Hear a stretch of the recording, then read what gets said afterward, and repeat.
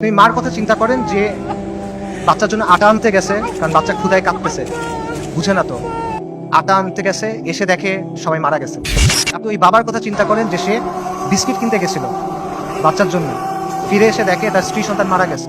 আপনারা ওই মার কথা চিন্তা করেন যে গেছে, যে তার পুরো ফ্যামিলি মারা গেছে, সে এসে জিজ্ঞেস করছে আমাকে লাশগুলো দাও, আমি দাফন কি করব।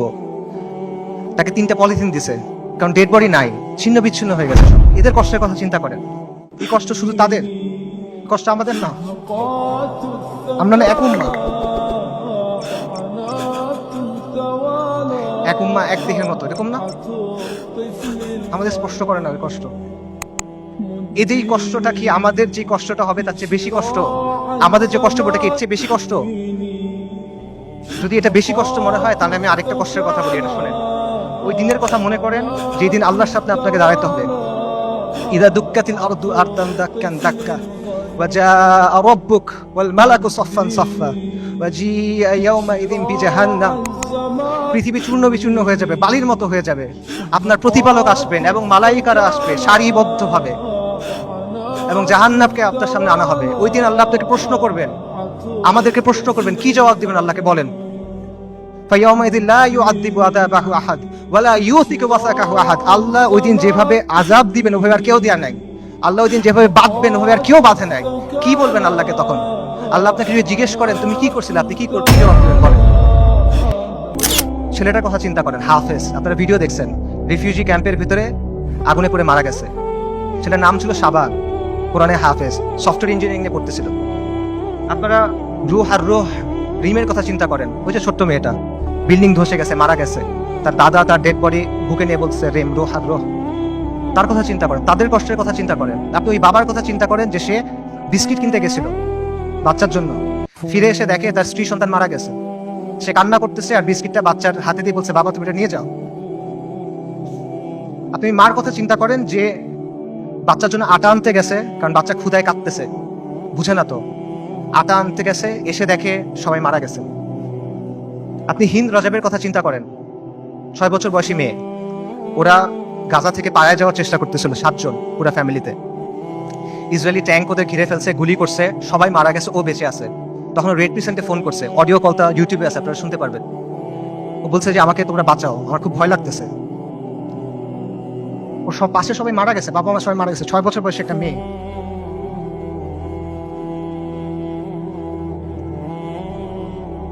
এবং শেষ পর্যন্ত 12 দিন পরে ওর ডেড বডি যখন পাওয়া গেছে, দেখা গেছে ওর পুরো ফ্যামিলির ডেড বডি, আর ওর আশেপাশে যে প্যারামেডিক গুলা ওকে বাঁচাতে আসছিল তারাও মারা গেছে।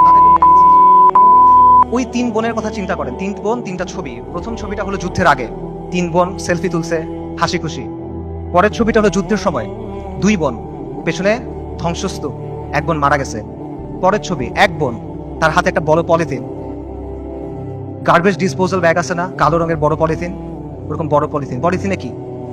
তার বোনের ডেড বডি, পুরো বডি নাই, ছিন্ন বিচ্ছিন্ন হয়ে গেছে ওই ডেড বডি। গাজায় একটা হসপিটাল আছে খান ইউনুস, খান ইউনুসে একটা অ্যাম্বুলেন্স আসছে, অ্যাম্বুলেন্স থেকে একটা বাচ্চা নামছে, 10-11 বছর বয়স। ওর কাছে একটা ব্যাকপ্যাক, ওখান থেকে রক্ত পড়তেছে। আল জাজিরা সাংবাদিক জিজ্ঞেস করছে যে এখানে তোমার এখানে রক্ত পড়তেছে কেন, তোমার ব্যাগে কি? বলছে আমার ভাই।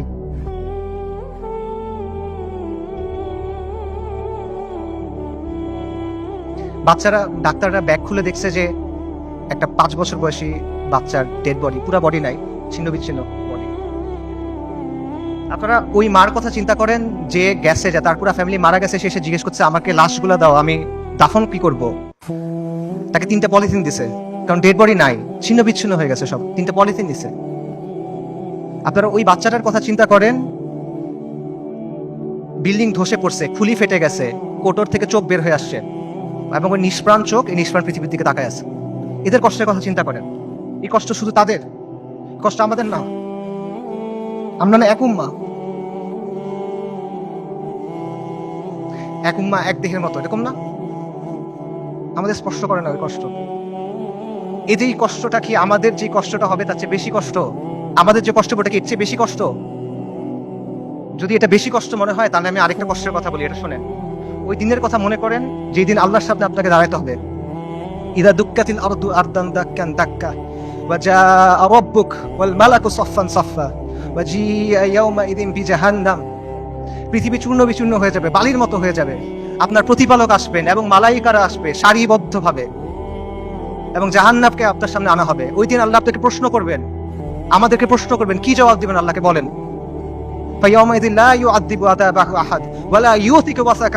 আল্লাহ ওই দিন যেভাবে আযাব দিবেন ওভাবে আর কেউ দেয়া নাই। আল্লাহ ওই দিন যেভাবে বাঁধবেন ওভাবে আর কেউ বাঁধে নাই। কি বলবেন আল্লাহকে তখন? আল্লাহ আপনাকে যদি জিজ্ঞেস করেন তুমি কি করছিলেন, আপনি কি জবাব দিবেন বলেন? এই কষ্ট বেশি না দুনিয়াতে আপনার যে কষ্ট হবে সেটা বেশি? এত কিছুর পরও দেখেন আল কুদসের মানুষ ঈমান, ইস্তিকামাত এবং সবরের কি দৃষ্টান্ত স্থাপন করছে। একজন বৃদ্ধা বলতেছে, আমাদের জান, মাল, সন্তান সবকিছু আল্লাহর জন্য কুরবান। মৃত্যু যদি আল কুদসের জন্য হয় তাহলে এটা সুন্দর মৃত্যু। ইনশাআল্লাহ কিয়ামত পর্যন্ত আমরা রিবাদ করে যাব। এটা সস্তা কিছু না, এটা রাসূলুল্লাহ সাল্লাল্লাহু আলাইহি ওয়াসাল্লামের ইসরা ওয়াল মিরাজের জায়গা। আমরা বাইতুল মাকদিসের অধিবাসীরা প্রস্তুতি আছি, কুরবানি করার জন্য প্রস্তুতি আছে, যত কুরবানি লাগে আমরা করব। ওই বাবার কথা চিন্তা করেন, হাসপাতালে একই দিনে 2 বাচ্চা মারা গেছে, 2 ছেলে মারা গেছে। উনি বলতেছেন আলহামদুলিল্লাহ, এটা জিহাদের ভূমি, এটা রিবাতের ভূমি, আমাদের যা কিছু আছে সব আল্লাহর জন্য। আল্লাহ আমাদের খালেক, উনি আমাদের তৈরি করছেন, উনি আমাদের পাঠাইছেন, উনি নিয়ে যাবেন, ওনার যা খুশি উনি করবেন, আমরা এটাতে খুশি, আমরা এটার উপর সবর করব। বান্দা যখন বিপদের মধ্যে পড়ে, উলামায়ে কেরাম হাদিসের আলোকে বলছেন যে বান্দা যখন বিপদের মধ্যে পড়ে তখন আল্লাহ এটার মাধ্যমে তার সগীরা গুনাহগুলো মাফ করে দেন অথবা তাকে পরিশুদ্ধ করেন, কারণ আল্লাহ তাকে আখিরাতে বড় পুরস্কার দিতে চান। আমি মনে করি আমাদের গাজার ভাই বোনদের সাথে, ফিলিস্তিনের ভাই বোনদের সাথে এই বিষয়টাই হইতেছে। ইনশাআল্লাহ তাআলা আল্লাহ তাদেরকে জান্নাতুল ফেরদৌস আলার জন্য প্রস্তুত করতেছেন। আমি মনে করি আল্লাহ এই বান্দাদের উপর রাজি খুশি হয়ে যাবেন ইনশাআল্লাহ তাআলা। লক্ষের উপরে শহীদ, আলহামদুলিল্লাহ, এটা উম্মতে মুহাম্মদের গর্ব।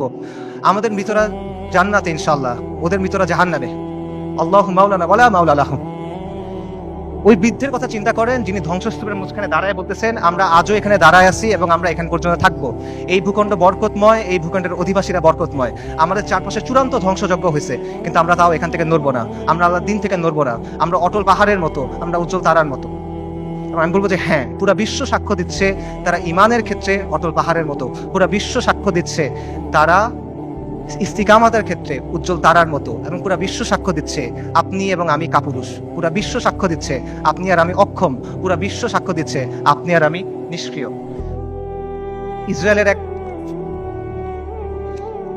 এক সোলজারের ভিডিও আছে, সে বলতেছে, ইংলিশে বলতেছে, আমেরিকান জিউ, সে বলতেছে আমরা গাজাকে পরিষ্কার করতেছি, আমরা গাজাকে প্রস্তুত করতেছি, কারণ আমাদের রাজা আসবে, আমাদের মাসিহ আসবে, আমরা তাকে মুকুট পরানোর জন্য প্রস্তুত হচ্ছি, আমরা তৃতীয় মন্দির বানানোর জন্য প্রস্তুত হচ্ছি।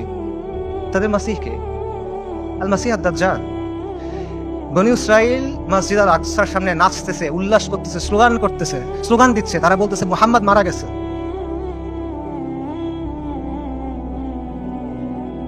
আল্লাহুম্মা সাল্লি ওয়া সাল্লিম আলা নাবিয়িনা মুহাম্মদ। এটা কি অবস্থা ভাই? এই জিনিসটা মানা সহজ নাকি আল কুদসের জন্য ফাইট করা সহজ? এই পথটা আমাদের কাছে অনেক বেশি কঠিন মনে হইতেছে। কোন পথটা আমাদের কাছে বেশি কঠিন মনে হয় এটা ঠিক করে দিবে যে আমাদের ঈমানের অবস্থাটা আসলে কি। নবী সাল্লাল্লাহু আলাইহি ওয়াসাল্লাম তার হাদিসে বলছেন, আমি হাদিসে তরজমা বলতেছি, ইবনে উমর রাদিয়াল্লাহু তাআলা আনহু থেকে বর্ণিত, রাসূলুল্লাহ সাল্লাল্লাহু আলাইহি ওয়াসাল্লাম বলছেন, যখন তোমরা ইনার পদ্ধতিতে ব্যবসা করবে, গরুর লেজ আঁকড়ে ধরবে, কৃষিকাজে সন্তুষ্ট থাকবে এবং জিহাদ ছেড়ে দিবে, তখন আল্লাহ তোমাদের উপর লাঞ্ছনা এবং অপমান চাপায় দিবেন। সাদাকা রাসূলুল্লাহ। এর চেয়ে বড় লাঞ্ছনা আর এর চেয়ে বড় অপমান কি আছে? আর নবী সাল্লাল্লাহু আলাইহি ওয়াসাল্লাম বলছেন, এই অবস্থা ততক্ষণ থাকবে যতক্ষণ না পর্যন্ত তোমরা তোমাদের দ্বীনে ফেরত আসো। সুনান আবু দাউদের হাদিস। আল কুদস জিহাদের মাধ্যমে মুক্ত হবে, কিন্তু এই জিহাদের দরজা কেউ এসে আপনার জন্য খুলে দিবে না। আসমান থেকে ফেরেশতা নেমে এসে আপনার জন্য জিহাদের দরজা খুলে দিবে না। জিহাদের দরজা খুলতে হবে তাওহীদ আর হাদিদের শক্তি দিয়ে, খুলতে হবে না, ভাঙতে হবে। এটা এই রাস্তা আপনি মনে করতেছেন আল কুদস পর্যন্ত আপনার জন্য একটা লাল গালিচা বিধানো রাস্তা তৈরি করে দিবে যে ভাই আমি আল কুদসে গিয়ে জিহাদ করব না।